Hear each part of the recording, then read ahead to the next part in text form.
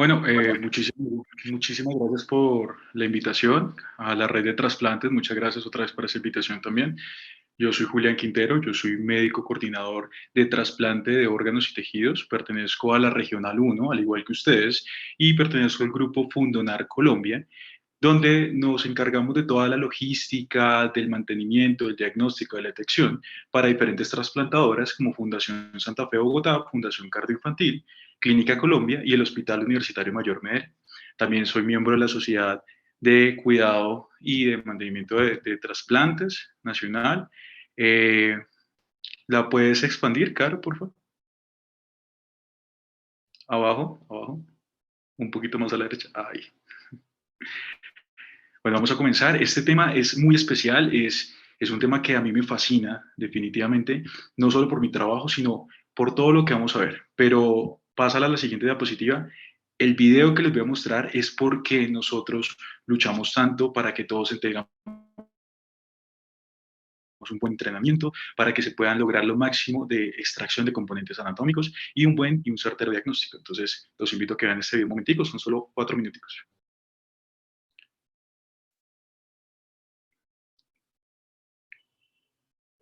Caro, está sin sonido. Mira a ver en la parte donde dice entrar audio y le cambias la entrada del audio, porfa, que sea con computador.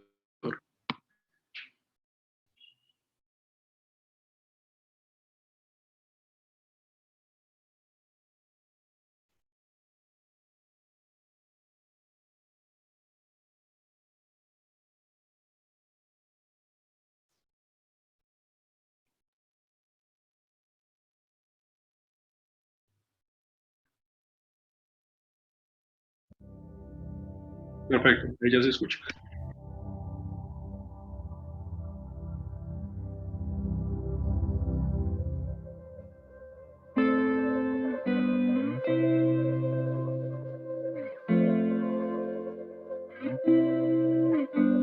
Seguiré gracias a tu amor, por siempre te guardaré dentro de mi piel, por siempre te pensaré en cada paso a caminar. Aquí estarás, tu luz jamás se apagará. Vivirás, te quedarás por siempre, tu estrella brillará por siempre, te abrazaré por siempre.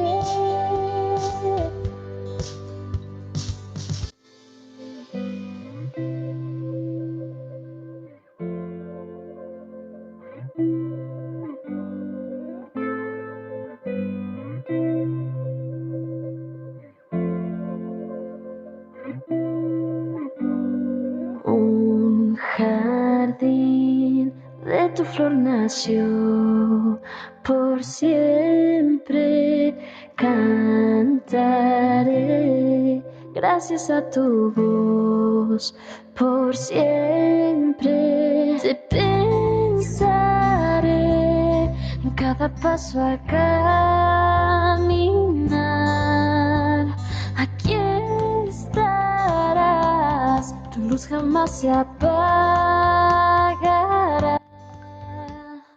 Vivirás, te quedarás por siempre, tu estrella brillará por siempre, te abrazaré por siempre.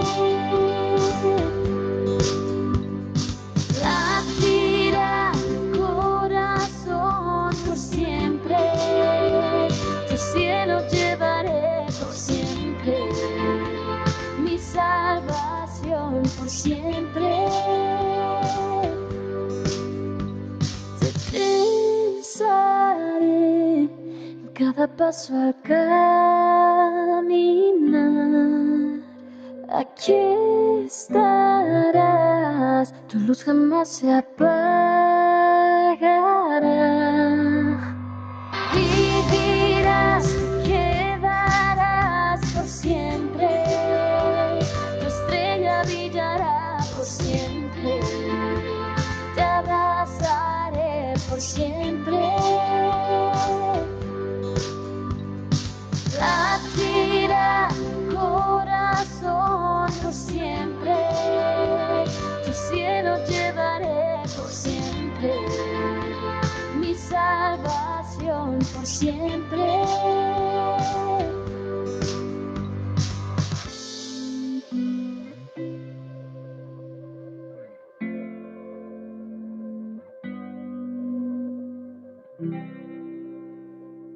Bueno, efectivamente, este video nos muestra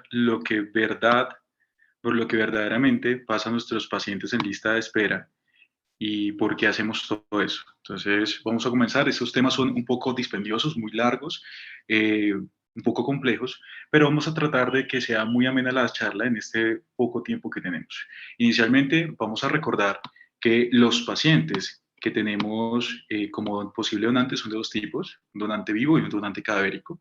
El donante vivo no va a ser el que vamos a interactuar en esta charla, pero pues es el típico donante y el ejemplo es el hermano que le dona médula ósea a su hermano, la madre que le dona un riñón a su hijo, el hijo que le dona un segmento del hígado a su padre. ¿Listo?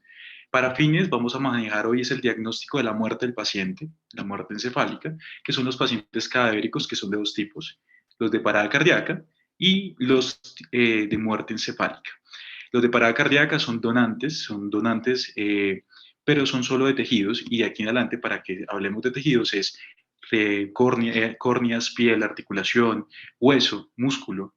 Y los donantes de muerte encefálica, que son tan importantes, son los donantes totales o totipotenciales, donde no solo van a dejar donar tejidos, como los que hemos hablado, sino también van a donar órganos como corazón, pulmón, riñón, hígado, intestino, páncreas, con el cual, si es totipotencial, vamos a hablar que el donante, si es efectivo, puede lograr mejorar la calidad de vida de 45 a 52 personas, incluido también las familias de los pacientes en lista. Pasemos, Caro, por favor. La ruta de atención básica, lo que estamos haciendo, ya hemos hablado de qué es importante, que es muy importante notificar, que es muy importante detectar, pero vamos a hacer el proceso del diagnóstico de muerte encefálica y todo lo cubre en las instituciones, así no seamos trasplantadores, sino generadores de vida. Pásalo, por favor. Los tipos que vamos a reportar son el paciente de mal pronóstico neurológico, un Glasgow menor de 5, pacientes que se encuentren ya muertos, muerte encefálica, o muertos con parada cardíaca. Pasan. De aquí lo importante, porque nosotros como red de trasplantes cumplimos un papel fundamental para asesorar y acompañar a ustedes en los procesos de diagnóstico, de mantenimiento, de detección y de los mismos procesos administrativos, por lo cual cada vez que ustedes nos notifican, nosotros podemos empezar a hacer un seguimiento, confirmar la muerte del paciente y poder empezar a hacer todo el protocolo para la atención y desplazarnos hasta las ciudades donde se encuentre el donante. ¿Pasa? Y aquí lo más importante. El diagnóstico de muerte encefálica desde un principio es el diagnóstico de la muerte del paciente. Por eso es tan importante. No estás catalogando al paciente como un estado de mínima conciencia, como un coma, como un estado vegetativo, sino vas a diagnosticar la muerte del paciente, tanto ética, médica y legalmente. Todos, el diagnóstico es un protocolo netamente de un diagnóstico netamente clínico que puede tener algunas derivadas que ahorita vamos a hablar y que lo más importante es evaluar plenamente la funcionalidad del cerebro. Nos vamos a guiar por los criterios de Harvard, desde 1968 se hablan de esos criterios, pero también vamos a estar adecuados a todo lo que es la Asociación Americana de Neurología y un diagnóstico clínico específico. Pásalo por. Es muy importante porque estos pacientes, como les hablaba, son pacientes totipotenciales. Entonces, además de hacer un diagnóstico del fallecimiento del paciente, también estos pacientes van a entrar a todo lo que necesitemos o lo que abarquemos para garantizar la viabilidad y la perfusión de estos órganos con fines de trasplante. Pásalo, por favor. Entre mayor tiempo detectemos o diagnostiquemos la muerte encefálica, pues mayor tiempo de isquemia puede llevar estos o mal perfusión los órganos, con lo cual van a ser viables en un fin de trasplante. Entonces, el diagnóstico de muerte encefálica parte en solo tres puntos. El primer punto es la etiología definida, el segundo punto es la clínica de muerte encefálica y el tercer punto es la respiración espontánea del paciente. Para cumplir el primer punto, que es la etiología del paciente, todos los pacientes que tengan clínica de muerte encefálica o tienen algún proceso para diagnóstico de muerte encefálica debe tener una etiología definida con una imagen, por lo cual todos deben tener o un TAC, una resonancia, una gamografía, ¿cierto? Un angioTAC, una panangiografía, el cual demuestre el por qué conllevó al deterioro y a la ausencia total de la funcionalidad cerebral.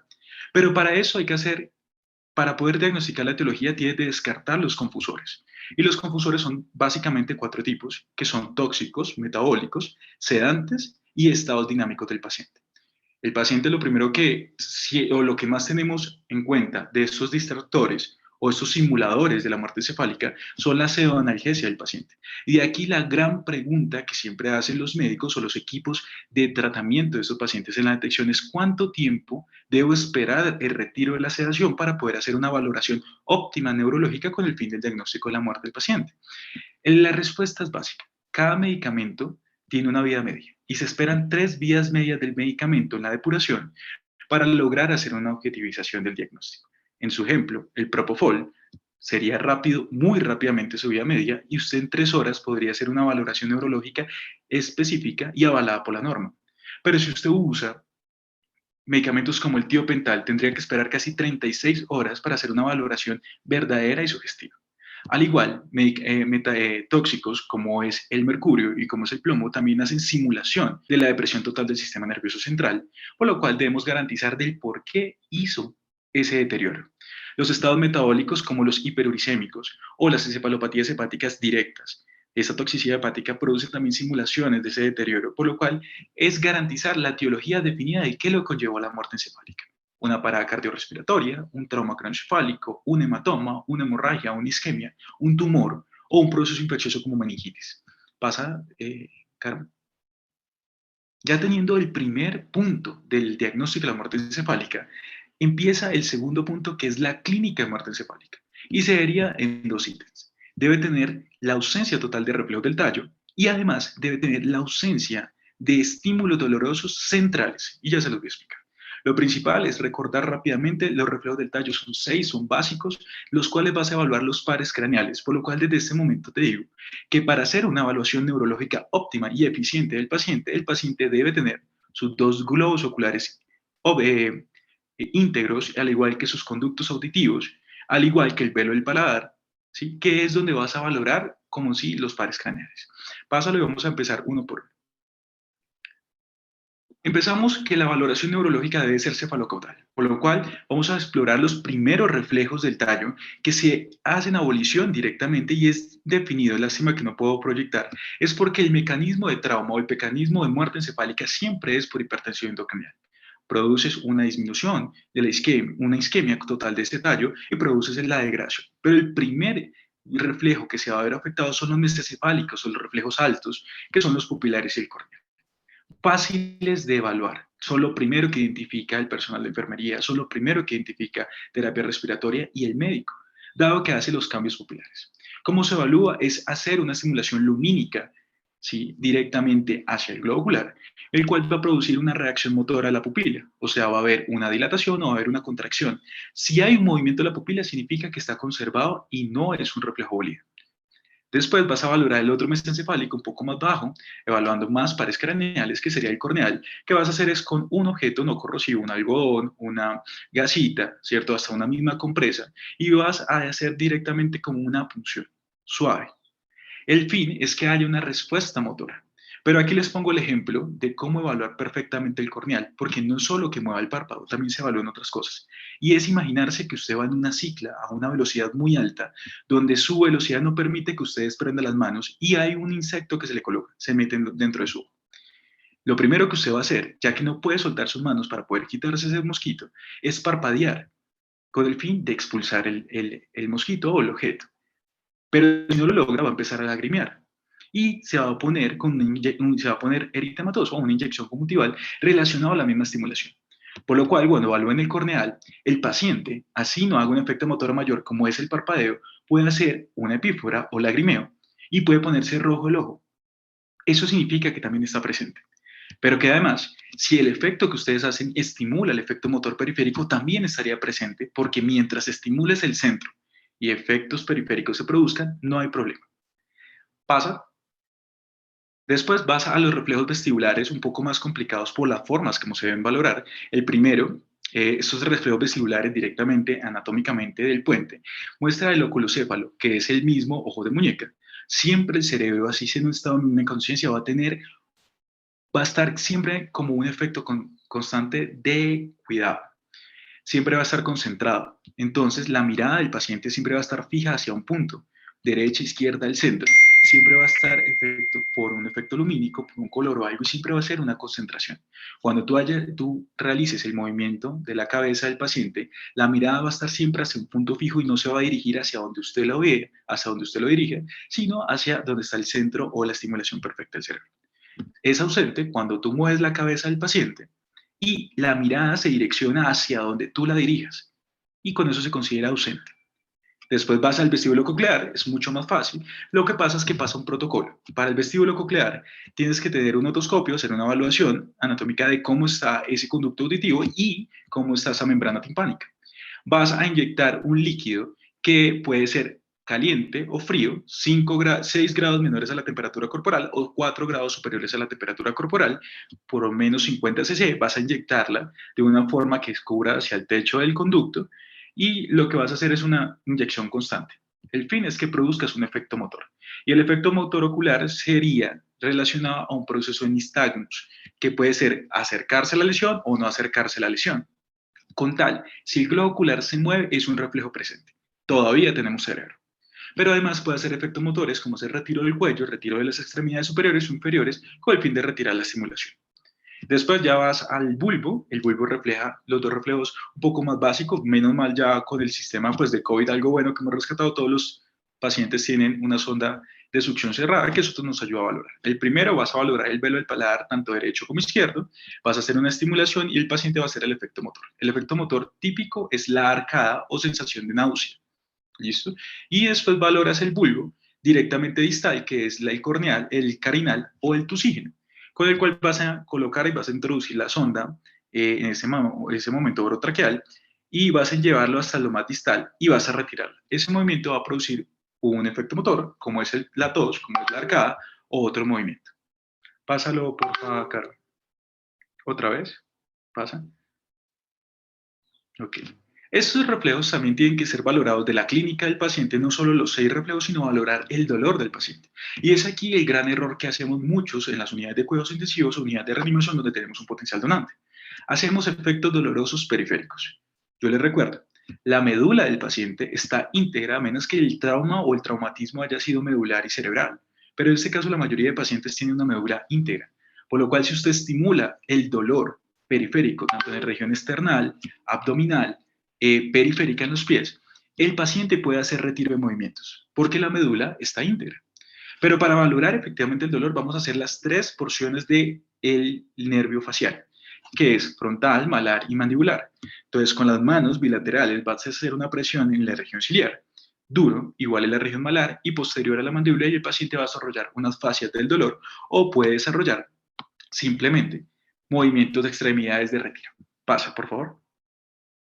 Y ahí cumplimos el segundo punto. Aquí les vuelvo a recordar, la respuesta medular del paciente debe estar presente o puede estar presente, por lo cual esos reflejos osteoteninosos que estamos acostumbrados, los reflejos plantares, hasta el mismo signo de Babinski, ¿cierto? Pueden estar presentes con una médula íntegra, pero también van a producir algo que nos da susto en el momento de la valoración del diagnóstico de la muerte, que son los signos espontáneos que se producen a la isquemia medular, como el signo de Lázaro o el signo de dedo ondulante. Es que el dedo ondulante puede ser la mano, el pie del paciente va a empezar a hacer movimientos repetitivos y va a decir, no, ese paciente está vivo y está respondiendo. El signo de Lázaro puede ser tan potente que hay una contractura abdominal, lumbar y torácica que produce que casi se siente el paciente. Pero son movimientos repetitivos desgastantes. O sea, cada vez que se estimulan, van a perderse con el tiempo, al efecto del paciente que no tiene estos reflejos o no tiene muerte encefálica. Pasa la puerta. Con eso cumplimos el segundo punto de la muerte encefálica. El primer punto, la etiología del paciente definida y documentada. El segundo punto, la clínica del paciente, que es la ausencia total de los 6 reflejos del tallo, más la ausencia de estímulos dolorosos centrales. Y por último, por norma, hay que saber si el paciente y demostrar que el paciente no tenga respiración espontánea. Y es ahí donde ustedes me dicen, doctor, yo no tengo que hacer test de apnea para diagnóstico. Sí, tiene toda la razón. El test de apnea no está documentado en la ley, como decir obligatoriedad para hacer diagnóstico de muerte encefálica. Lo que sí está documentado es que usted debe demostrar que el paciente no tenga respiración espontánea. Es ahí la pregunta que yo les hago. ¿Cómo podría usted demostrar esa respiración espontánea? Por eso sale el test de apnea, que es un proceso, es diagnóstico, pero es un protocolo con el cual tú lo que vas a hacer es someter al paciente a una apnea plena, no demostrar, no hacerle movimientos respiratorios, no hacerle mecánica ventilatoria externa, vas a esperar que se eleve el PCO2 con el fin de estimular el centro respiratorio central. ¿Y qué vas a hacer? Que el paciente produzca un movimiento de ventilación. Pasa, por favor, Caro. Es muy importante que para poder realizar este diagnóstico de ausencia de respiración espontánea tengamos una clínica exacta de que el paciente esté en muerte encefálica. ¿Por qué? Porque netamente usted lo que va a hacer es ahogar al paciente. Lo va a ahogar completamente y someterlo a un estrés tan grande que él produzca una respiración. Son tres fases del test de apnea. Inicialmente los prerequisitos, ya lo sabemos, tenemos una clínica del paciente, ya descartamos confusores, tenemos la etiología, ¿cierto? Y empezamos a hacer la preparación de los requerimientos. Inicialmente todo para hacer un test de apnea necesitamos una máquina de gasimetría. No hay otra forma de hacerlo. No solo vigilar que la paciente no ventile durante el test de apnea, sino que además eleve los niveles de CO2 para hacer diagnóstico. Necesitamos el personal profesional como enfermería, médico y terapia respiratoria con el fin de garantizar que el proceso se cumpla rápidamente y optimizado. Yo les recomiendo, los médicos siempre deben estar en el proceso del test de apnea porque es al fin y al cabo usted es el que va a diagnosticar la muerte del paciente con este procedimiento. Vas a hacer el primer periodo que es la proximación, entre 5 a 10 minutos. ¿No se está escuchando? Aló, es que me enviaron un mensaje. ¿Caro, se está escuchando? Sí, señor doctor, se está escuchando fuerte y claro. Muy bien, listo. Sí, El primer sí, doc, se periodo, escucha perfecto. perfecto, Caro. El primer periodo es la proximación. La norma te dice entre 5 a 10 minutos. Yo les recomiendo que lo hagan en 10 minutos. Lo importante no es correr con este proceso, sino estar muy seguro. Con esta aproximación vas a hacer una primera gasimetría, que no es por norma, pero yo siempre la recomiendo para el fin de optimizar al paciente, tanto en estado ácido-base como en metas de gasimetría. ¿Listo? Con eso vas a lograr también que la aproximación, que elevando el paciente al FIO2 al 100%, tenga una buena reserva de PA2 para que soporte la apnea del paciente. ¿Listo? Termina los 10 minutos y ahí tomas una gasimetría. Esa gasimetría sí es necesaria. Vas a ver dos cosas, la PO2 del paciente y la PCO2 del paciente. La PO2 es que yo recomiendo que esté mayor de 80 porque es una buena reserva de oxígeno para que nos garantice que el paciente por lo menos no se inestabilice durante el proceso. Y lo otro vas a hacer la PCO2, vas a ver el nivel de PCO2 para hacer el cálculo del tiempo del test de apnea. No hay un protocolo que diga todos deben ser 8 minutos, todos deben ser 12, todos deben ser 5 minutos, no, es según el cálculo. Y ahí pasa la siguiente diapositiva. Es muy fácil de hacer, Caro. Caro, pásala, por favor.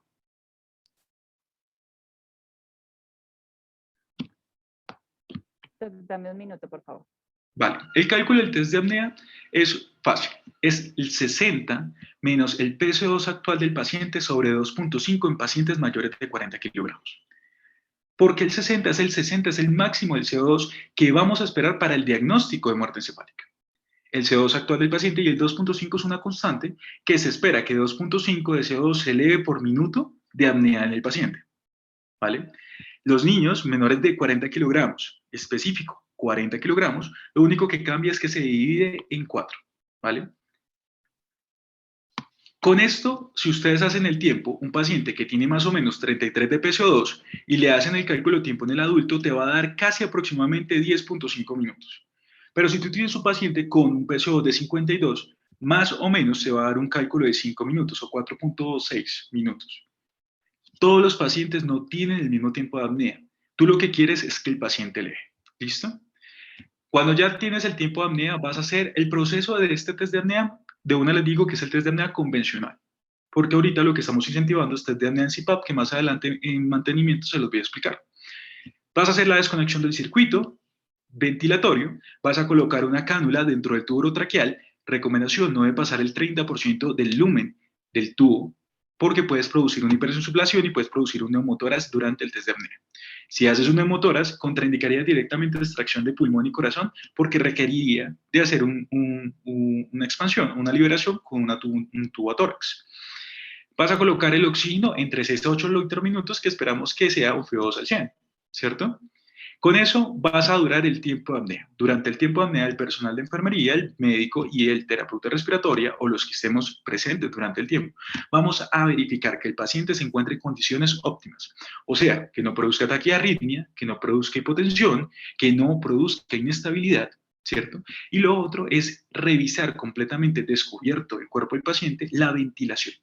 Si el paciente produce movimientos respiratorios, y eso incluye el movimiento inspiratorio y expiratorio, porque el mismo signo de Lázaro puede hacer una contractura a la pared torácica, por lo cual los movimientos como hipo no significa que sea una ventilación del paciente.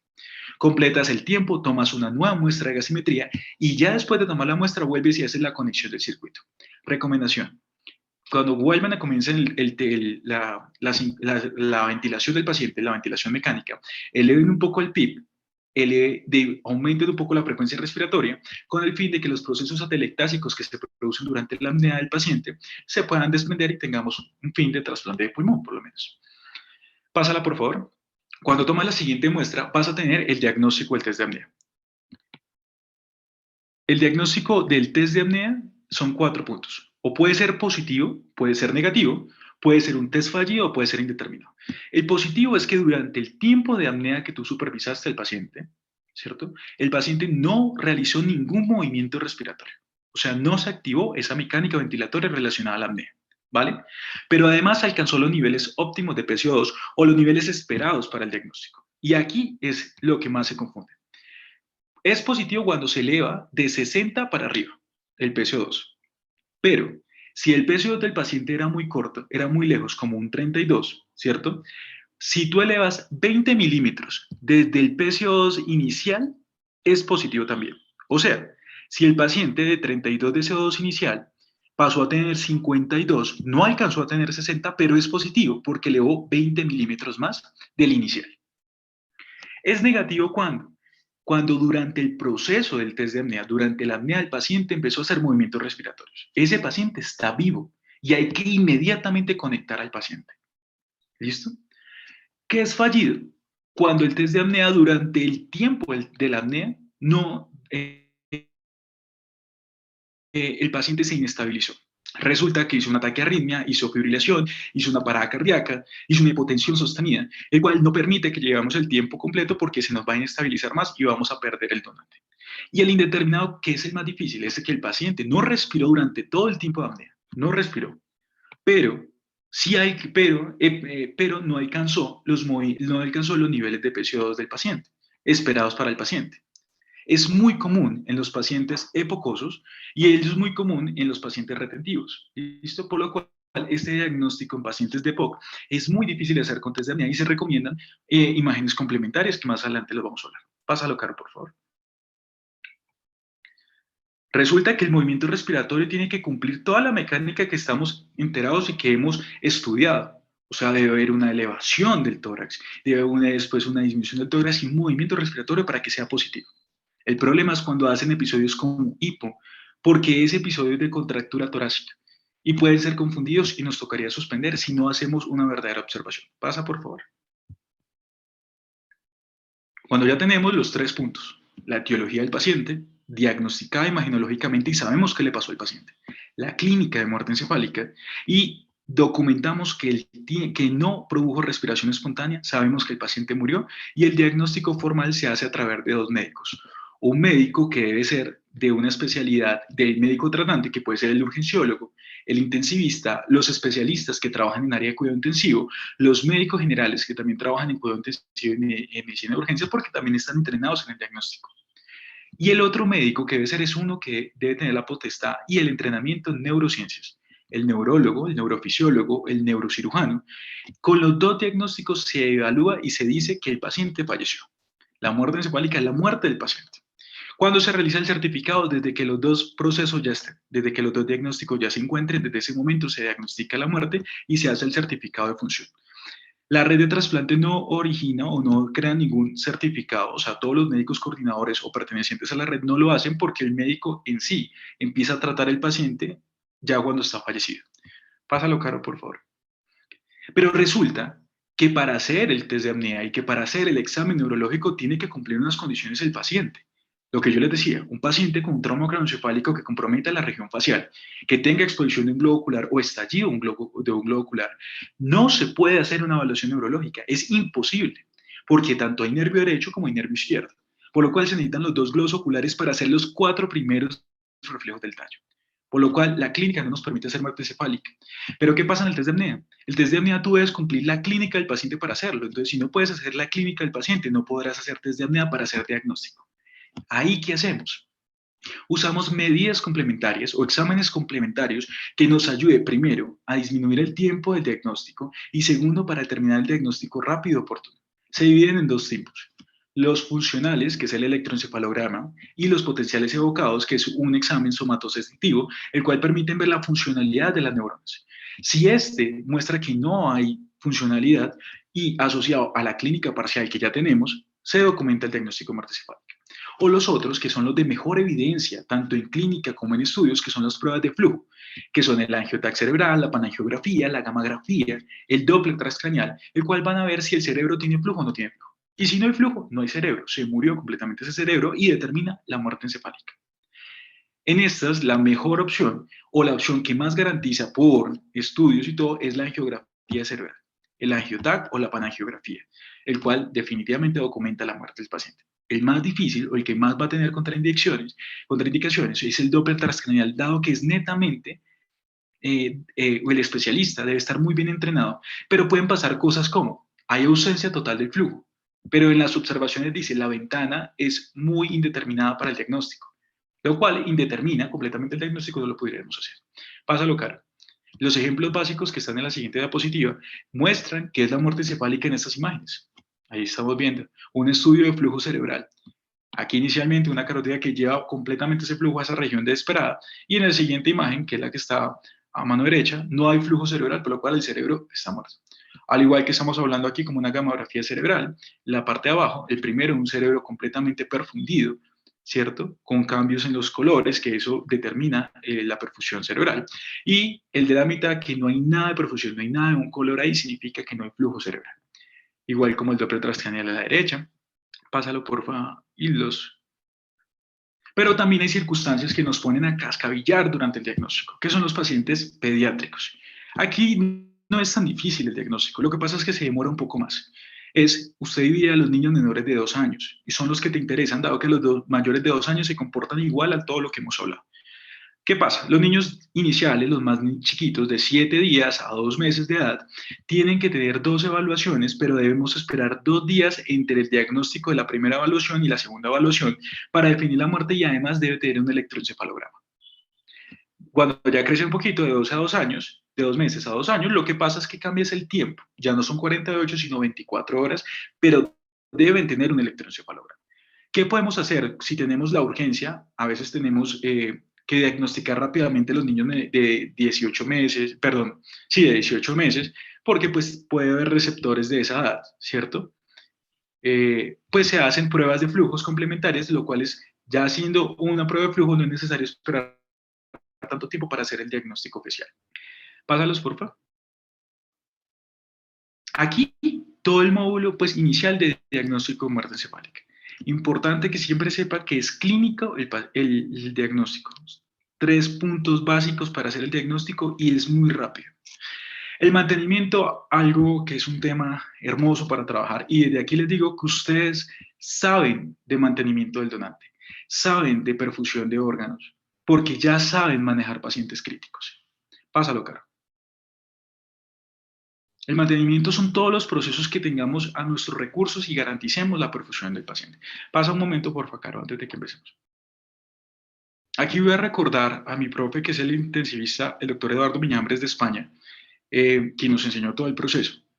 No es solo tener el donante, es obtener la mayor cantidad de órganos que sean viables y sanos para mayor pacientes. Siempre tenemos el pensamiento en la unidad de cuidado intensivo, del servicio de urgencias, en el servicio de reanimación: no, ese paciente llegó en la inmunda, no, eso tiene las pupilas redilatadas, no hay nada más que hacer, déjenlo quieto.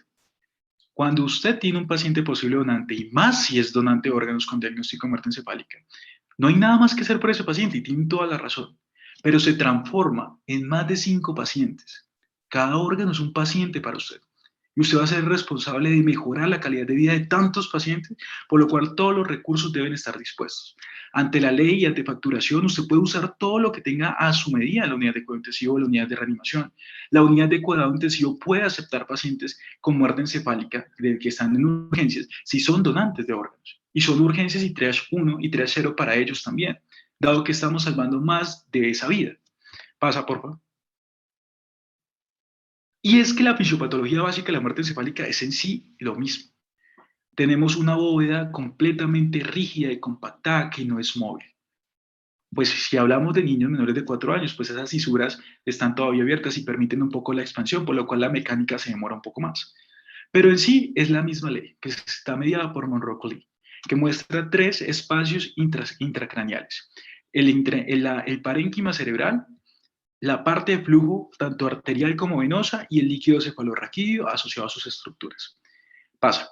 ¿Qué pasa? Que ellos siempre están en un mecanismo de compensación. Entre ellos siempre están libres durante el cráneo intracraneal y no van a producir lesiones. Pero cuando se producen lesiones abruptamente o esporádicamente traumáticas que produzcan que esos mecanismos fisiopatológicos no logren la compensación, empieza la catástrofe. Aquí por lo menos un hematoma epidural donde es tan expansivo que abarca más del 30% del hemisferio izquierdo, el cual produce compresión de ese tejido intraparenquimatoso, empieza a hacer un drenaje de líquidos cefalorraquídeos hacia el canal medular, no compensa, se sigue llegando y empiezan las herniaciones, tanto sulfacina, central, ungual. Pero ¿qué es lo que pasa con la herniación? No solo que altera la estructura, es que empieza a comprometer el flujo intracerebral. Produce la isquemia y produce la gran catástrofe que es la lesión del tallo del cerebral, donde no hay nada más que hacer. Pasa, por favor. Y aquí el patrón típico de la muerte encefálica. Tenemos un patrón traumático inicial, un tumor, un hematoma, una hemorragia, un sangrado, una meningitis que van a producir que haya un aumento de la presión intracraneal. El paciente en ese aumento de la presión intracraneal empieza con los signos típicos de hipertensión, ¿cierto? Que es por una activación parasimpática, que es el paciente se torna bradicárdico e hipotenso. Pero ¿qué pasa? Si esta herniación que se está logrando o este aumento de la presión cerebral no se logra compensar, va a afectar directamente la presión de perfusión cerebral. Que ahí al fin y al cabo la sangre, el cerebro necesita y es el que más consume el oxígeno dentro de nuestro organismo. Produce inicialmente una isquemia de la lesión afectada.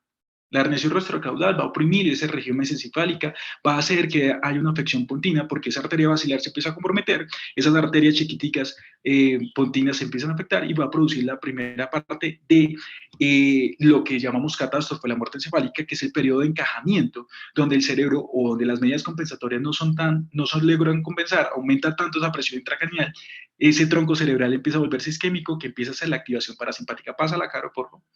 Te toca varias veces porque tiene como una animación ahí marcada. Y aquí produce ese periodo de encajamiento, esa isquemia severa en ese cerebro empieza a ser la tormenta de catecolamias. Y resulta que estamos muy acostumbrados, pero no los hemos detectado. El paciente de trauma craneoencefálico estaba muy bien, lo teníamos pues con una nora súper bajita, 0.01 microgramos, estaba bien de perfusión, lo teníamos dentro de las metas y en un momento a otro empezó taquicárdico y hipertenso. Este periodo se cataloga como un periodo hiperdinamico de encajamiento y la objetivización tiene que ser, y documentarlo, es que dura entre 30 a 45 minutos no más. Es un periodo relativamente rápido. Pero este periodo, al ser hiperdinamico, abrupto, y cambios hemodinámicos del paciente, va a ser un desequilibrio total de ese paciente. Hemodinámicamente se va a alterar y es ahí donde empiezan los cambios abruptos del paciente en muerte encefálica. Este paciente puede ser que no tenía cardiopatías, puede ser que no tenía alteraciones hemodinámicas netas, pero el periodo hiperdinámico va a ser los cambios típicos de la hiperdinámica, que es vasoconstricción periférica, aumento de las resistencias pulmonares, vasculares pulmonares, y va a aumentar esa demanda de oxígeno y de aporte. Con lo cual puede hacer un estrés miocárdico tan severo, logrando así disfunción del ventrículo izquierdo y logrando disfunción también global del ventrículo derecho. Logrando así también que el paciente de muerte encefálica abruptamente también se desarrolle un edema pulmonar de tipo característico de la muerte encefálica, que es el neurogénico. Muy típico de los pacientes y que uno decía, venga, yo no lo tengo con volúmenes aumentados, yo lo tengo con buena mecánica. ¿De dónde llegó a ese edema pulmonar? Y es netamente de ese estado hiperdinámico. Pásalo, por favor. Desde aquí, ustedes se van a dar cuenta que el paciente en muerte encefálica desarrolla los estados más altamente críticos de este paciente. Y es obvio, es un paciente muerto que no es capaz de regular sus centros, o el centro regulador se pierde. Pero ¿qué pasa? El estado de catecolaminas o el estado catecolaminiérgico, el estado de encajamiento cerebral, ese estado hiperdinámico, al ser muy rápido, rápidamente pierde el porqué. Porque además que estás activando simpáticamente y estás produciendo toda la liberación de catecolaminas, no va a haber más producción de catecolaminas. Por lo cual, después de este periodo, el paciente entra a un periodo de vasoplegia típico de la muerte cefálica. Y ya con estos dos tipos le he dicho, el paciente desarrolla choques cardiogénicos, choques hipovolémicos o choques distributivos. Puede catalogarse en cualquier estado crítico. Aquí entra un periodo de vasoplegia, pierde el tono vascular y se vuelve relativo durante el periodo. Uno, que puede estar desarrollado mayor disfunción ventricular, ¿cierto? O que también puede hacer una hipovolemia refractaria, tanto en características metabólicas como diabetes insípidas o pérdidas de volumen asociadas al gasto urinario. Pasa por... Y el paciente empieza a hacer cambios drásticos y graves que los que estamos entrenados en cuidado intensivo nos asustan en el momento del tratamiento y nos hace estar un poco más pendientes. Y es que también hace trastornos inflamatorios netamente relacionados a procesos necróticos de ese cerebro. Ese cerebro ya no está perfundiendo, está perdiendo totalmente su estructura a partir de la isquemia y de esa necrosis severa.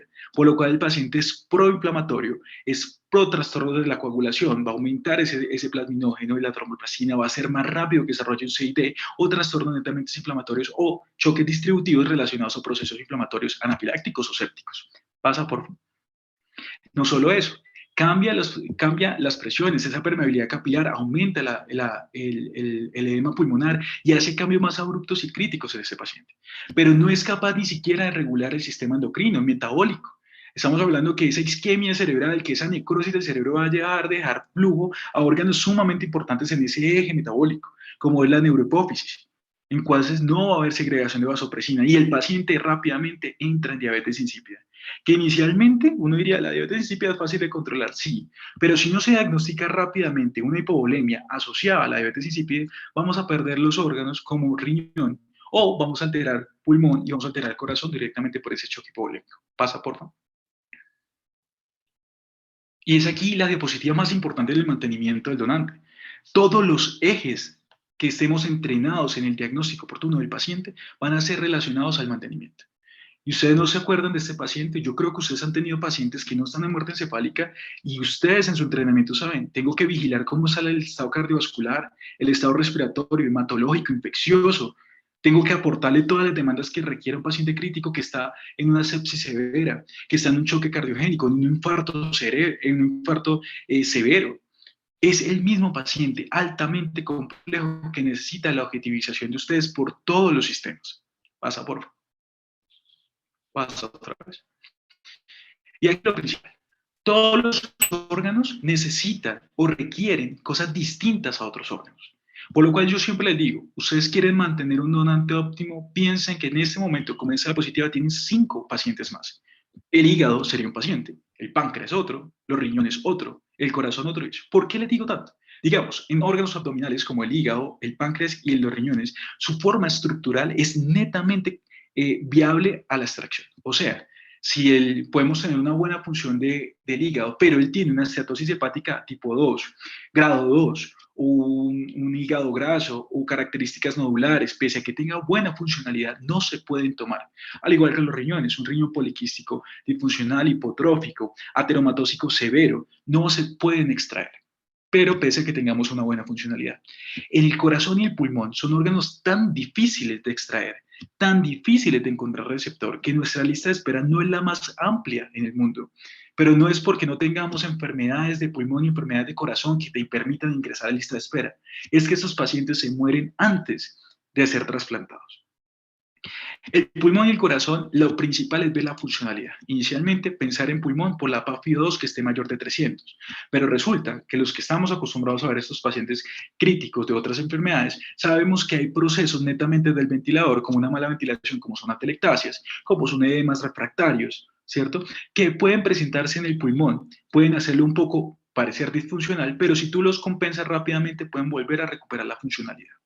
Igual que el corazón. Si el paciente no tiene alteraciones estructurales que documenten por qué la función ventricular está disminuida menor de 45, el cual no podríamos obtener una extracción de corazón, ¿cierto? Si no tienes alteración estructural, ¿será que es que le puse muchos líquidos y está sobrecargado ese corazón? ¿Será que le falta un poco de inotropismo? ¿Será que esa isquemia cerebral severa o esa muerte encefálica produjo una alteración de la conductancia?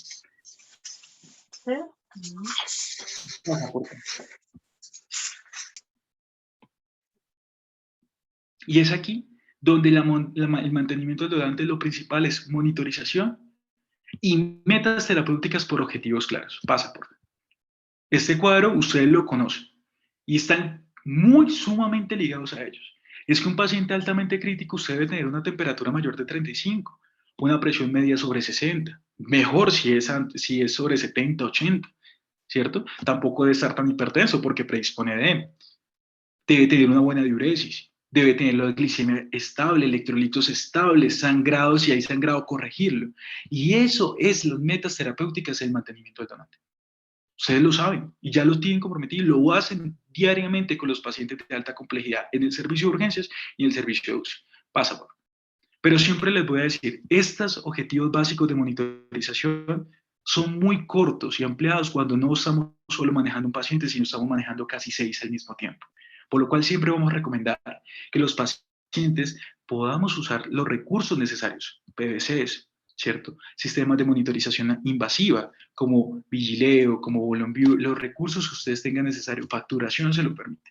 Y es que no hay nada mejor que llevar un corazón a extracción teniendo un buen índice, una buena mecánica cardíaca, con índice cardíaco, volumen, gasto cardíaco óptimo, tengamos un líquido extrapulmonar total ya mediado, un volumen extrapulmonar total con medidas, con el cual logremos una extracción de componentes. Pasa por.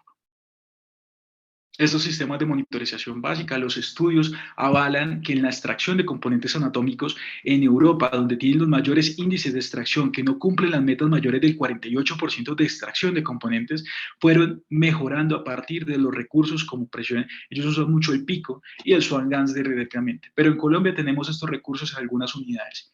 Los podemos usar y lo importante es entrenarnos en la detección rápida y objetivización por estos monitores. Pasa por.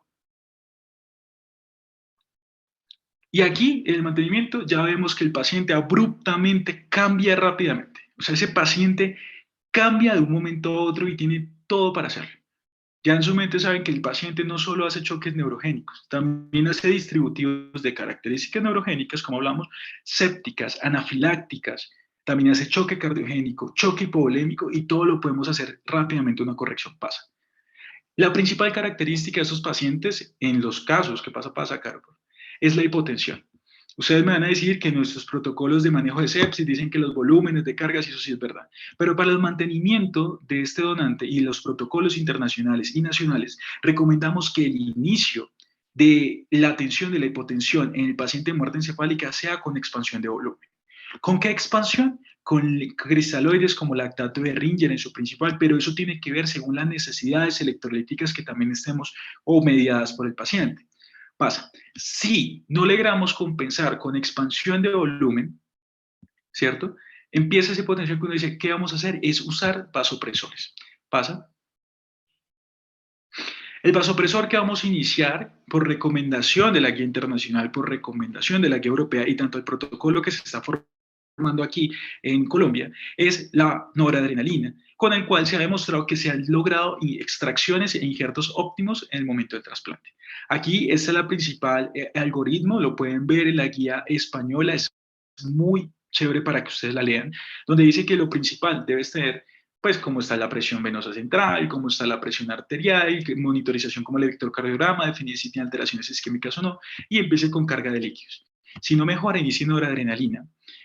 Pero lo principal de cuando use vasopresores es identifique qué le está pasando al paciente que no mejoró a la expansión de volumen.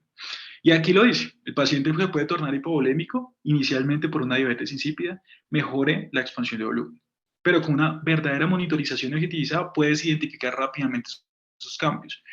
¿Será que el paciente tiene una alteración estructural cardíaca o está produciendo cambios isquémicos y está haciendo un choque más bien de tipo cardiogénico que necesite más inotropía? La principal inotrópico que vamos a usar es dobutamina por recomendación de la guía internacional, porque tampoco tenemos un estudio que avale dobutamina versus levosimendan, dobutamina versus mirrinone, dobutamina versus otros en el momento del choque cardiogénico de muerte encefálica. Por lo cual siempre vamos a recomendar dobutamina. ¿O será que el paciente está haciendo algo distributivo, está haciendo más bien vasoplegia, el cual provoque que necesite un poco más de líquido, de aportes moderados para no congestionar ese corazón, no congestionar ese pulmón, pero además necesita un poco más de vasopresores? Lo principal es identificar rápidamente qué le está pasando a este paciente. Pasa por favor. Aquí adelante son los vasopresores típicos que usamos en las unidades de cuidado intensivo, la noradrenalina, primera opción, mejora y hemos tenido mejores resultados. El único órgano que dice de pronto que es mejor el uso de vasopresina es los pulmones, dado que las resistencias pulmonares pues no están tan afectadas durante el proceso del vasopresor. Pero bueno, de todas formas lo principal, noradrenalina pasa. Si tenemos cambios cardiogénicos, dobutamina, ya les dije por qué la razón de la dobutamina, obviamente predispositor a arritmias, predispositor a hipotensión, pero eso tiene que ver en la monitorización que ustedes usen en el mantenimiento, pasa. Pero el paciente puede hacer cambios dinámicos como es la diabetes insípida, iniciar terlipresina si el paciente no se encuentra inestable, si se encuentra inestable, usar otro análogo como es la vasopresina, el cual logra compensar tanto la diabetes insípida y compensar el estado hemodinámico del paciente, que es lo que queremos en fin y al cabo. Pasa. Igual vasopresina, dosis convencionales, dosis usadas en unidades de cuidado intensivo, no hay nada fuera de lo común, pasa. Y aquí la catecolamina un poco más contraindicada o que tiene muchos complejos es la dopamina. Dado que si usted habla con especialistas un poco más antiguos o médicos entrenados un poco hace muchos más años, hablaban que la dopamina mejoraba la calidad del injerto renal en el momento de la extracción. Y es aquí que todos los estudios han demostrado que la dopamina no mejoró en ninguna extracción de órganos ni de componentes anatómicos la mejoría del injerto, por lo cual antes predispuso a estados de parada cardíaca, a inestabilidad, por lo cual no hay recomendación en ninguna en el uso de dopamina. Solo hay una recomendación parcial en procesos bradicárdicos para el paciente en el mantenimiento, y esto solo lo hablo de mantenimiento del donante, no en procesos sépticos ni en inestabilidad por otras derivadas. ¿Pasa? Pasa otra vez para que se vea el pulmoncito. Y es aquí lo que más nos enfrentamos nosotros como coordinadores o expertos en el mantenimiento. Si tú hablas con los nefrólogos o cirujanos renales, dice, venga, yo ese riñón necesito que funcione, métale líquidos, expanda, use volúmenes muy altos. Pero ven, si tú hablas con el cirujano de tórax y el neumólogo encargado de la extracción, dice, no uses líquidos, no puedes usar líquidos básicos, ni siquiera 1 por kilo, básicos porque el paciente va a predisponer a edema neurogénico y por la misma posición del paciente de COVID. Pero si tú hablas con el de corazón, el cardiovascular dice, no, venga, no use vasopresores, no use líquidos, déjemelo quietico, lo menos dosis que usted tenga. Y usted dice, venga, pero si yo necesito mejorar la perfusión renal porque está hipotenso, venga, yo necesito mejorar un poco la expansión pulmonar, pero tengo que usar líquidos. Es ahí donde uno dice, venga, ¿cómo puedo hacerlos? El proceso es una buena monitorización y una buena objetivización. Por eso recomendamos la monitorización invasiva. ¿Pasa, Carla? Pero el paciente también se puede volver hipertenso. Y aquí es donde yo les digo, cataloguen primero si el paciente hizo un periodo de encajamiento. El periodo es rápido. ¿Qué vamos a usar para esa hipertensión de ese periodo de encajamiento? Los betabloqueadores rápidos como es el labetalol y el ismolol. Lo puedes usar, yo les recomiendo usar bolos y no usar dosis en infusión, dado que si pasa rápidamente este periodo, el paciente entra en un periodo vasopléjico, entonces si usted le está administrando beta bloqueadores, pues inicialmente el paciente va a ser mucho más disfuncional y va a ser un poco más difícil sacar ese choque refractario. Pero el paciente, per se, también puede producir hipertensión. Un paciente que tiene alteraciones en la reninga-angiostina, que sea hipertenso crónico durante la muerte encefálica, puede seguir siendo hipertenso. ¿Vale? Se maneja igual con estas dosis de beta bloqueadores. Pasa por favor. Bueno, otra recomendación es, no la vayas a pasar, en la anterior es que puedes usar la betalol, ismolol si no lo tienes, pero también hay un estudio muy chévere que muestra que los pacientes hipertensos en el mantenimiento del donante que usaron nitroprusiato mejoraron la extracción renal. No hay evidencia total, pero sí es más que todo el estudio lo demostró. Entonces, por lo cual, si no hay la betalol, se puede usar nitroprusiato, dosis convencionales, dosis de metas objetivizadas, con el cual puedes mejorar la perfusión. Nitroglicerina no se avala más que todo por el proceso de radicales libres que tiene relacionado, entonces no lo toman como primera opción. Los procesos de bradicardia al igual, ACLS convencional, si es una bradicardia extrema, inicialmente yo les pongo ahí en rojo, es porque tenemos la indicación, venga, está muy bradicárdico, nos está haciendo inestabilidad, póngale atropina. La atropina no sirve en el mantenimiento del donante. ¿Por qué? Porque tiene receptores netamente centrales. Por lo cual, un cerebro que no existe, no va a haber receptores para la atropina, entonces no vamos a lograr las metas que queremos con la administración de atropina. Por lo cual, siempre vamos a recomendar el dispositivo de simulación cardíaca, como es un marcapaso transvenoso, ¿sí? externo, puede ser lo que quieran, lo pueden usar como primera recomendación, pero al no ver el dispositivo o no ver el equipo que pueda trabajarlo, pueda mantenerlo, se recomienda ahí sí la dopamina con el fin de mejorar la frecuencia cardíaca que nos inestabiliza el paciente. Solo si nos inestabiliza total al paciente, si no, no es necesario. Al igual puedes usar otro análogo como sería la adrenalina, logrando que la adrenalina, la recomendación para extracción de componentes como pulmonares y cardíaco no se recomienda por la vasoconstricción generalizada y la isquemia o los microinfartos relacionados a la adrenalina. Pasa por... Igual, el paciente puede presentar arritmias, una fibrilación auricular, una taquicardia supraventricular y deben ser manejados con el protocolo institucional. Normalmente, ustedes van a ver en los protocolos, dicen usar almidodorona, pero igual hay unos protocolos que hablan mucho de lidocaína. Si tú hablas con cirujanos hepatobiliares o hepatólogos, dicen no administres lidocaína por el riesgo de intoxicación hepática.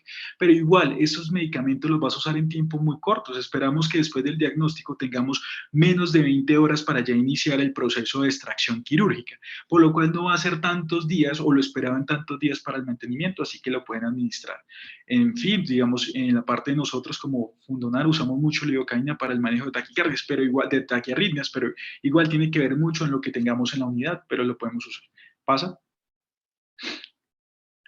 Pero es que este paciente tiene un trastorno severo, no hay nadie que comande, o sea que el estado metabólico endocrino del paciente ya no se encuentra, no hay un eje central por lo cual tú debes administrar, y ahí pasa, y ahí es donde se cambia, el primer cambio del paciente en muerte encefálica, pasa,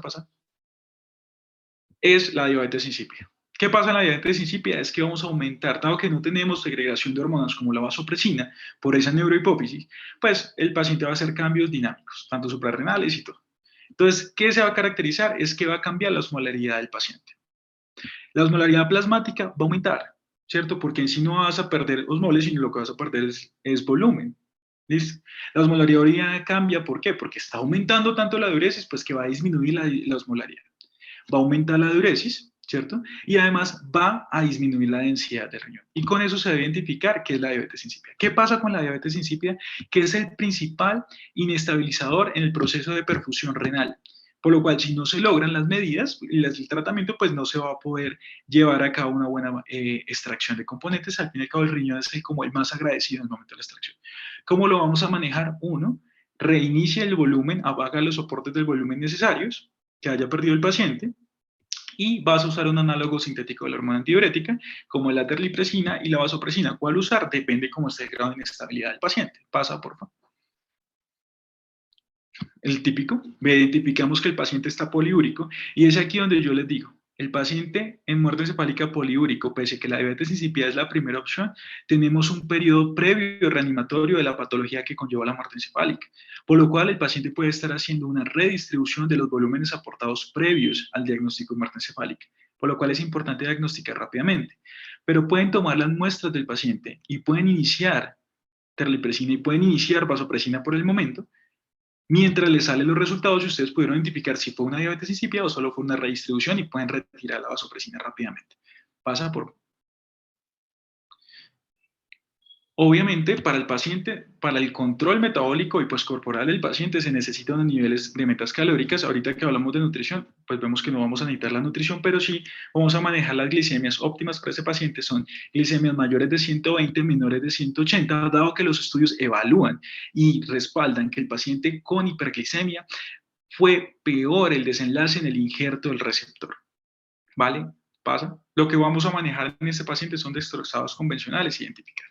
Y el paciente puede tornarse hipernatrémico, hiponatrémico, hipercalémico, con todos los trastornos electrolíticos, y usted tiene que hacer la corrección. Yo lo único que es que aquí les voy a cambiar la opción de hipernatremia. Primero, que la hipernatremia más frecuente en muerte encefálica no es por estados netos por per se del paciente, sino por los volúmenes administrados previos al diagnóstico. Entonces el paciente estaba en un protocolo, en un mantenimiento neurocrítico, con soluciones hipertónicas, con el cual van a aumentar pues, la anatremia del paciente. Retírelas, cambie y empiece a corregir. Pero aquí es la corrección. Todos decimos es que las reglas básicas de la corrección de la anatremia. Resulta que en este paciente ya no vamos a proteger el cerebro, por lo cual ya no tenemos ni la lesión que vamos a provocar con la disminución abrupta con edema cerebral, porque ya no hay cerebro, entonces pueden bajar los niveles de miliequivalentes mayores a 8 miliequivalentes en 24 horas y ser un poco más agresivos en el momento del mantenimiento. Con el fin de que ¿Qué pasa? Uno, que para el diagnóstico de muerte cefálica antes de apnea no se puede estar hipernatrémico. Hay aquí un punto. La hipernatremia máxima esperada o máxima que la norma permite es de 160. No de 148, 150, no, 160 hasta 160 puedes hacer el test de apnea. Y es aquí que tú quieres tener el paciente menor a 160, después no solo para el diagnóstico, sino que para extracciones como es el hígado, los cirujanos hepatobiliares molestan mucho y los hepatólogos o pues tienen el por qué molestar, son los estados hipernatrémicos porque no producen mejoría o funcionalidad en el injerto post-trasplante. Entonces, por lo cual siempre tratamos de tener una anatremia más bien optimizada y equilibrada. ¿Pasa? Hacer las correcciones, pueden hacerlas según el protocolo institucional que ustedes tengan. Las recomendaciones, obviamente, es que sean agresivos en el momento del descenso de la anatremia. ¿Pasa? El paciente puede soportarse con trastornos de la calemia. Aquí lo principal es que los niveles óptimos del paciente para trasplante cardíaco es de 3.8. Obviamente que no está hipercalémico, pero 3.8 es un nivel óptimo requerido para la cirugía o para la extracción de componente anatómico del corazón. Lo principal es identificar las pérdidas de volumen inicial del paciente y el por qué lo está haciendo. Otro es que le recomiendo que este paciente es proarrítmico. Es tan inestable que cualquier cambio, también los electrolitos pueden producir arritmias típicas también de estos pacientes. ¿Pasa?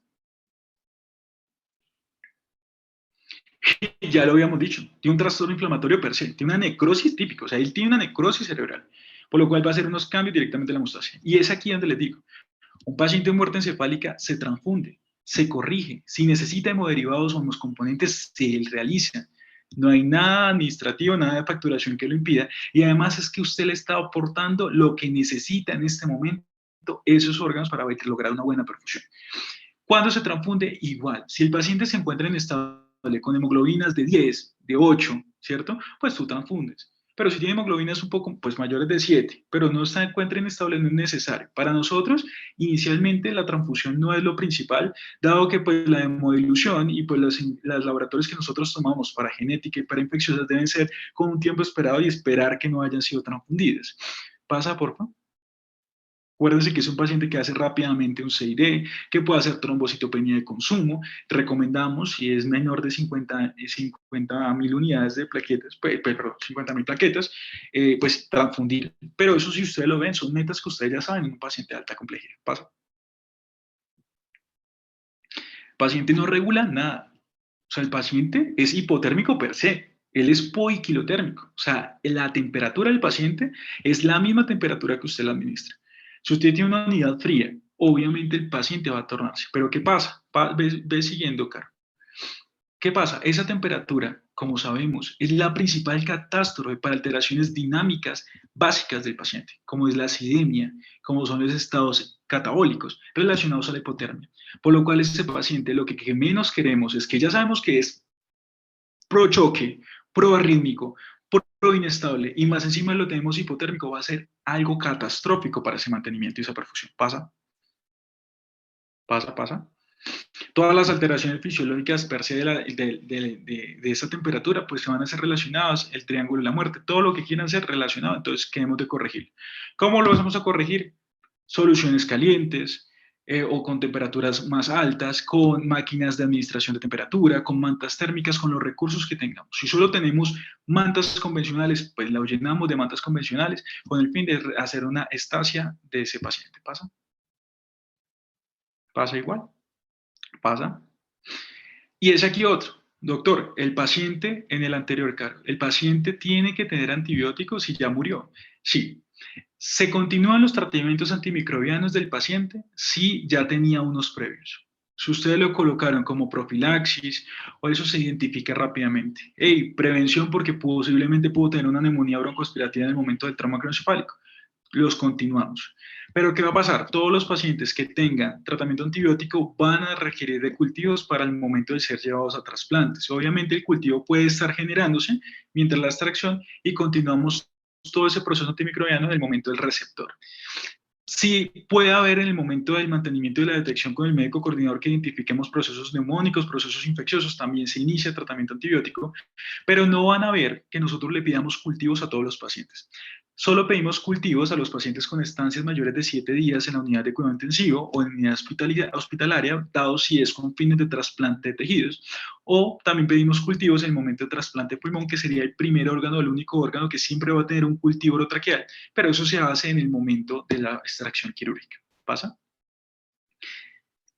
Y aquí otro que nos preguntaba mucho facturación, ¿este paciente de muerte encefálica necesita nutrición? Y uno pensaría que sí, la nutrición es algo básico, ¿cierto? En la atención. Pero para esos pacientes no es necesario. Si usted necesita metas calóricas, las vas a aportar con carbohidratos relacionados a los dextrosados. O sea, puedes usar dextrosa a la cantidad que quieras para mejorar la glicemia del paciente. Pero ¿qué pasa con la nutrición tanto enteral como parenteral? Es que nos contraindica en cierta medida el trasplante, digamos, de componentes como hígado y más que todo relaciona a que ese paciente va a tener estados de hipernatremia relacionados a la nutrición. Por lo cual la nutrición para nosotros no nos va a objetivizar el mantenimiento del donante, sino que puede ser un predispositor a una pérdida o inviabilidad de la extracción, por lo cual no se coloca, no es necesario. Si tiene nutrición, suspéndale. Si necesita manejar niveles de glicemia, use dextrosado. ¿Pasa? El capítulo que más tiene, tergiversa o que más complicaciones es la terapia de suplencia hormonal relacionada al paciente. Y uno esperaría con todo lo que yo les dije, que es que tenemos que hacer una suplencia hormonal. Pasa, Caro, para que identifiquemos. La suplencia hormonal descrita en los pacientes de muerte encefálica son suplencia hormonal tiroidea, corticoides relacionado pues a que tenemos una pérdida completa de la... podemos tener una alteración suprarrenal, podemos tener otras alteraciones, y también como metabólicas, como serían los análogos de la hormona antidiurética, como vasopresina y terlipresina, que ya hemos hablado. Aquí los dos complejos, la hormona tiroidea y corticoides. ¿Pasa? Van a ver que los coordinadores de trasplante, durante todo el tiempo de la asesoría que podemos hacer telefónica o en el momento, decimos administren corticoides en el momento de inestabilidad. Yo sé que ante los estudios de choque y ante los estudios de sobreviviendo a la sepsis y todo, dicen que los corticoides no es como primera medida, pero para nosotros como protocolos internacionales nos adoptamos mucho con el fin de ¿qué? De que esperamos que con la administración de corticoides en el paciente inestable aumente la segregación de catecolaminas endógenas, con el cual así podríamos disminuir la dosis de vasopresores y compensar un poco. Y esa es en sí la filosofía del corticoide en el momento del mantenimiento. Obviamente, si ustedes hablan de estudios complementarios de sobreviviendo a la sepsis, de SRA, de todo, dice que los corticoides no son tan factibles, pero para nosotros es principal como protocolo y lo administramos. ¿Qué corticoides van a ver que pedimos siempre? Es metilprednisolona e hidrocortisona. Ese es el fin de hacer modulación. Solo hay un componente anatómico que en sí, pese a que no esté inestable, el paciente se administra, que es para pulmón, que es con el fin de disminuir, pues tiene mucho que ver con las resistencias periféricas y todo que se van a hablar, o pulmonares, para poder hacer la extracción. Pasa por... Y aquí la suplencia tiroidea. La suplencia tiroidea, ustedes van a escuchar, no, es que en tal país se usan análogos de la T3 y todo para poder hacer la estabilidad hemodinámica. No hay ningún estudio en el mundo que evalúe que la suplencia hormonal mejora la cantidad de extracción de componentes anatómicos viables en el paciente. No hay ningún estudio que lo compruebe. Pero sí hay una parte, por eso en Colombia no usamos suplencia hormonal, pero sí hay un apartado en muerte encefálica que habla mucho de la suplencia tiroidea y es las pacientes gestantes que desarrollan muerte encefálica con una gestación viable. Difíciles de diagnosticar, difíciles de mantener. De hecho, los casos reportados en el mundo desde el 95 son 80. Muy pocos desde el 95. Estamos hablando de más de 20 años para poder hacerlo. ¿Listo? Por lo cual nosotros nunca recomendamos la suplencia hormonal, pero sí hay estudios que tratan de demostrar que mejorando esa suplencia mejoran la modulación hemodinámica del paciente. Pasa. Resúmenes básicos de lo que hemos hablado y es primero la objetivización. Caro, ¿tenemos un poquito de tiempo para hablar un poquitico de corazón y de pulmón?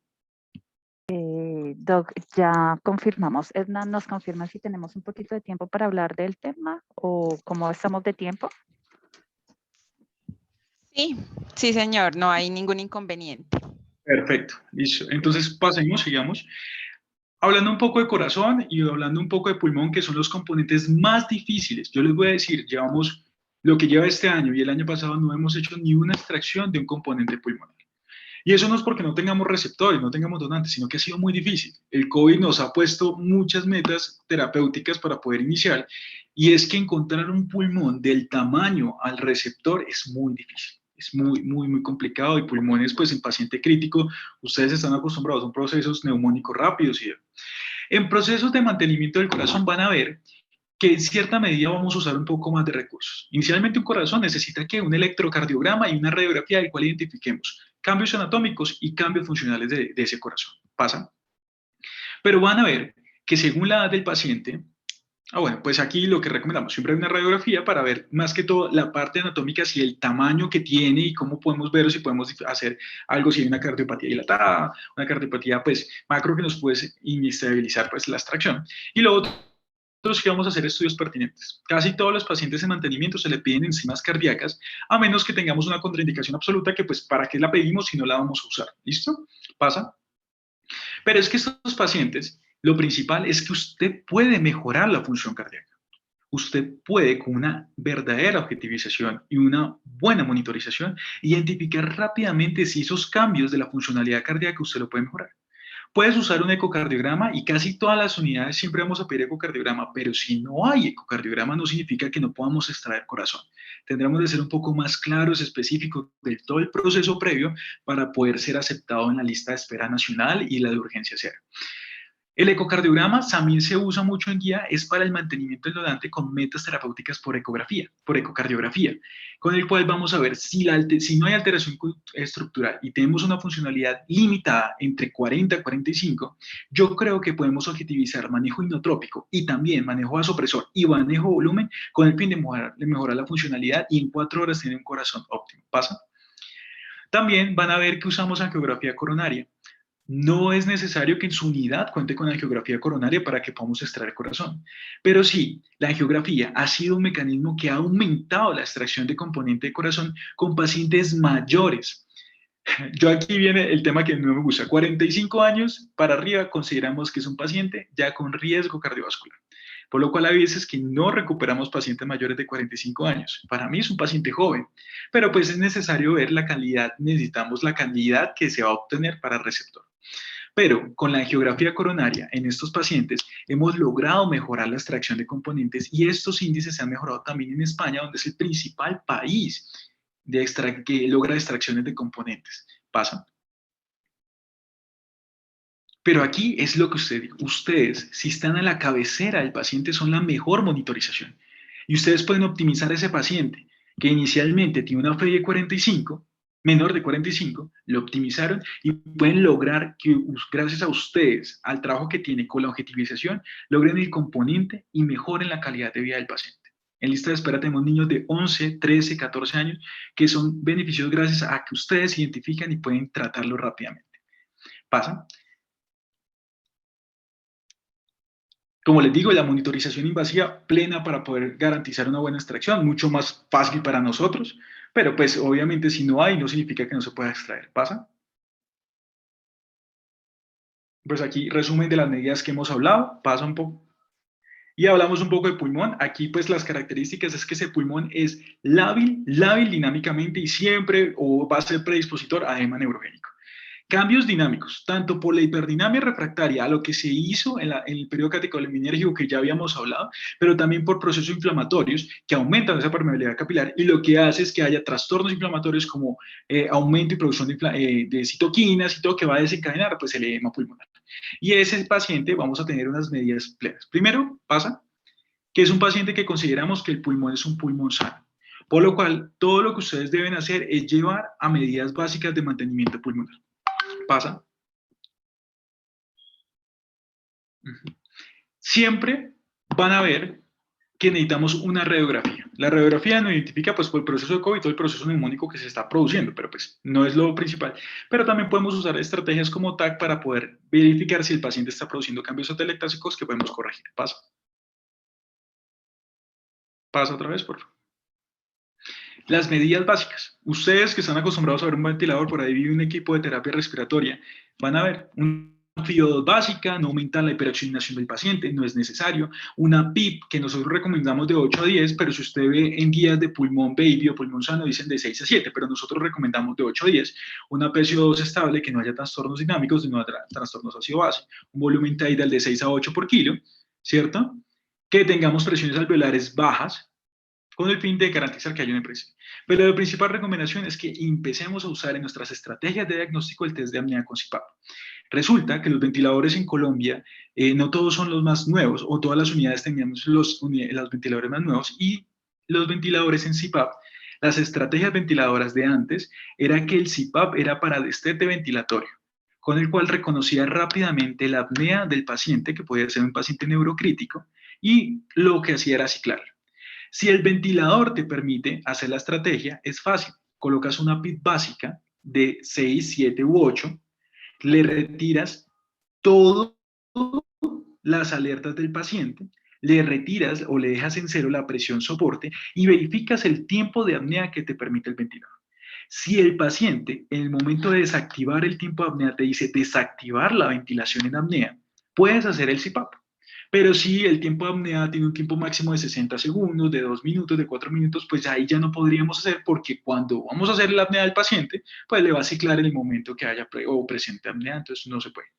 Es igual que el test que hacemos antes. Debe de retirar el circuito ventilatorio, lo que vamos a hacer es pasarlo a CPAP y duramos el tiempo de apnea de CPAP y el paciente no va a ventilar con las propias medidas. ¿Qué vamos a hacer? Disminuir la telectasia del pulmón, disminuir los cambios ventilatorios del pulmón y no va a hacer tantos cambios dinámicos plenos en el momento de volver a conectarlo. Con el fin, esta estrategia fue la estrategia recomendada en España, en el Hospital de Madrid, en el Hospital de Barcelona, que aumentaron de una tasa de extracción del 25% de componente pulmonar a 53% de componente pulmonar. La estrategia fue hacer los test de CPAP. Lo otro que yo recomiendo es porque tiempos de pandemia no podemos exponernos tanto a los aerosoles. El CPAP te permite no hacer desconexión del circuito y pues garantizar que ustedes tengan más, pues digamos, recursos y que no vayan a contagiarse. Pasa, por favor. Pero también se hacen las recomendaciones que van a estar descritas y ustedes me dirán, pero es un pulmón sano, ¿para qué hacer esa recomendación? La recomendación es iniciar medidas de reclutamiento alveolar. Ese reclutamiento alveolar no es el mismo reclutamiento que ustedes están acostumbrados al SRA, ni a los pacientes COVID, ni a pacientes post-prono. Yo sé que en la guía de SRA dice que pacientes con Murray menor de 2.5 que estén catalogados como SRA leve no se recomienda reclutamiento, medidas de reclutamiento. Nosotros no vamos a hacer medidas de reclutamiento con el fin de objetivizar oxigenación. Lo que pasa es que estas medidas de reclutamiento previenen los periodos atelectásicos y mejoran la funcionalidad del paciente y la integridad, por lo cual las medidas son rápidamente.